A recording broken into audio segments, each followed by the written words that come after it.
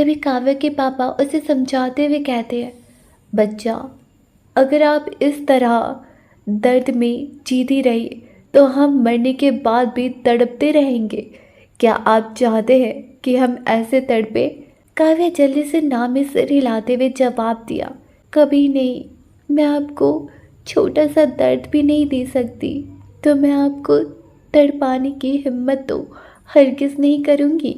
काव्या की माँ कहती है, काव्या, आपको खुद के लिए ना सही लेकिन हमारे लिए उन दर्दों को भूलना होगा जो बीत चुकी है। हम चाहते हैं कि आप हमेशा हंसते रहें, मुस्कुराते रहें। हम आपकी आंखों में आंसू बिल्कुल नहीं देखना चाहते। तभी काव्या दर्द से भरी आवाज़ में बोली, कैसे माँ, कैसे अकेले में जीऊँगी, कैसे अपने दर्दों को संभालूंगी।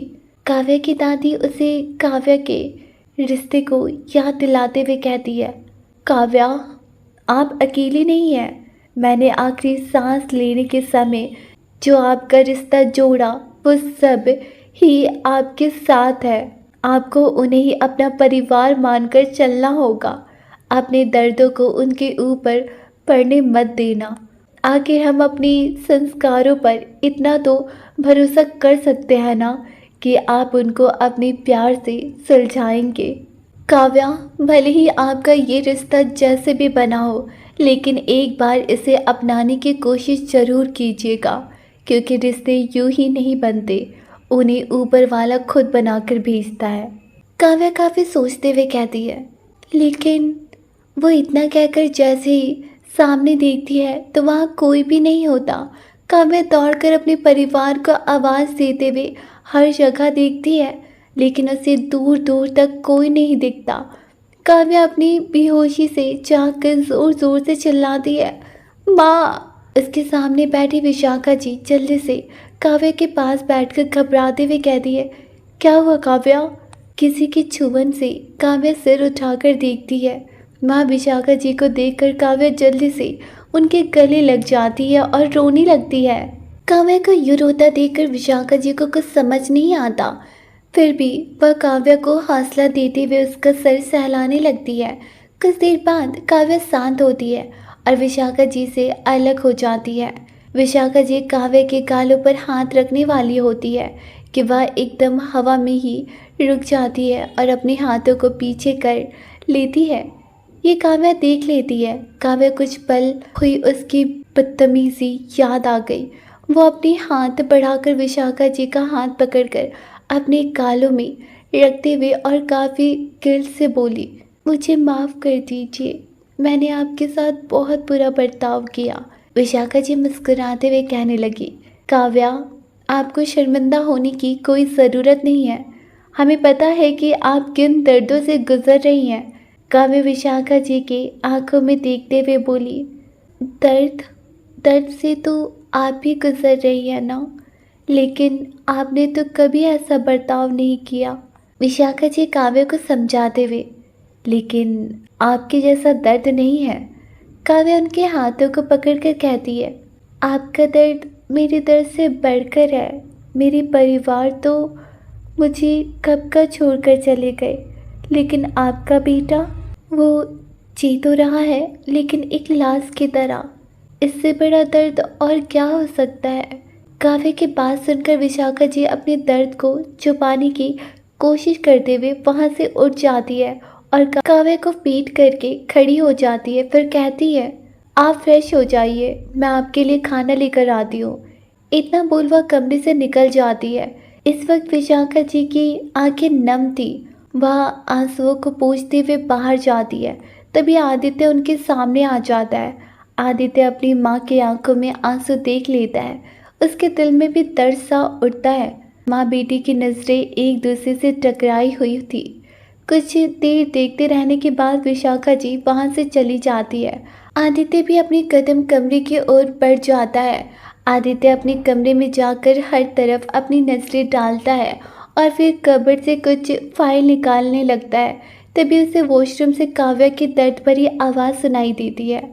आदित्य अपने हाथ में लिए फाइल को रख देता है और तेज कदमों से वॉशरूम में चला जाता है। वॉशरूम का दरवाज़ा बंद था, इसलिए वह खटखटाने लगता है। उसे काव्य की दर्द भरी आवाज़ फिर से सुनाई देती है। वह साइड टेबल के ड्रॉर से चाबी निकालता है और वॉशरूम को खोलता है। वॉशरूम के अंदर वह जैसे ही जाता है, सामने देख हैरान रह जाता है। काव्य फर्श पर बैठकर अपने पैरों को सहला रही थी। आदित्य जल्दी से उसके पास जाता है और उसके पैर को पकड़ने की कोशिश करने लगता है कि काव्या जल्दी से अपना पैर थोड़ा दूर करते हुए कहती है, नहीं नहीं, आप मेरे पैर मत छूइए। आदित्य काव्य को अजीब नज़र से घूरता है और उसका पैर पकड़ लेता है। उसके पैर पकड़ते ही काव्य के मुंह से आह निकल जाती है, जिससे आदित्य की नज़रें काव्य के चेहरे पर चली जाती है, जो अपने दर्द को संभाल रही थी। आदित्य के देखने पर काव्य भी उसे देखने लगी। दोनों के बीच बिल्कुल खामोशी सी छा जाती है। फिर से एक बार काव्य की नज़र आदित्य की नज़रों से टकरा जाती है और ठहर सी जाती है। इन नज़रों में खोकर काव्य अपनी मोच के दर्द को बिल्कुल भूल सी जाती है। आदित्य भी काव्य को अपनी नज़रों से काव्य का दर्द से ध्यान भटकाने की कोशिश करता है। उसकी यह कोशिश रंग लाती है। काव्य अपने दर्द को पूरी तरह से भूल जाती है। इसी का फ़ायदा उठाकर आदित्य काव्य के पैरों को पकड़कर मोड़ देता है, जिससे काव्य का ध्यान आदित्य की नज़रों से हटकर अपनी पैरों पर पड़ती है और इसकी दर्द भरी आह निकल जाती है। आदित्य के ऐसा करने से काव्य को दर्द से काफ़ी राहत मिलती है। अब आदित्य खड़ा होकर काव्य को उठाने की कोशिश करता है कि काव्या मना करते हुए कहती है, इसकी ज़रूरत नहीं है, मैं चली जाऊंगी। इतना बोल वो उठने की कोशिश करने लगी। वो उठ तो गई, लेकिन फिर से पैर पर दर्द होने लगा।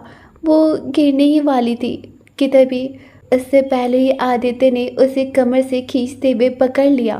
काव्य तो बस आदित्य को ही देखने लगती है। आदित्य काव्य को अपनी गोद में उठाता है और बाहर निकल गया। बाहर जाकर वो काव्य को बेड पर बिठाया और रूम में रखा फिर से आइस पैक लेकर काव्य के सामने बैठ गया और काव्य के पैरों को बेड पर रखकर उसके पैरों पर आइस पैक लगाने लगा। काव्य तो आदित्य का ये क्यूट गेस्चर देखकर उसे प्यार भरी नज़रों से देखने लगती है। काफ़ी देर तक आइस पैक लगाने के बाद आदित्य स्प्रे काव्य के पैरों पर लगा दिया। आइस पैक और दवाई की बॉक्स को टेबल में रख दिया। तभी विशाखा जी भी कमरे में खाना लेकर आती है। उनको देखते ही आदित्य कबर्ड से फाइल निकालकर कमरे से बाहर चला गया। काव्य आदित्य के हर एक हरकत को नोटिस किए जा रही थी। आखिर में जब आदित्य कमरे से बाहर चला गया तो वो मायूस सी हो गई। विशाखा जी काव्य के पास बैठकर उसे खाना खिलाने लगती है।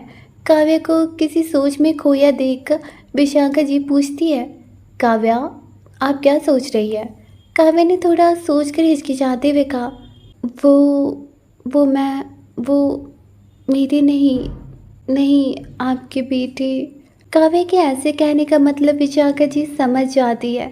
वो मुस्कुराते हुए बोली, आदि। काव्य विशाखा जी को देखकर कहती है, हाँ, क्या वो आपके अपने बेटे, मेरा मतलब आपके सगे बेटे हैं? विशाखा जी कुछ बोल पाती उससे पहले ही अनुराग काव्य के साथ बेड पर बैठकर कहा, नहीं, आपको लगता है आदि भाई इस परिवार का हिस्सा है? फिर कुछ सोचते हुए, मुझे तो लगता है ये इस दुनिया के ही नहीं है, दूसरे प्लैनेट से आए हुए कोई जीव है जो हमारे साथ रह रहे हैं।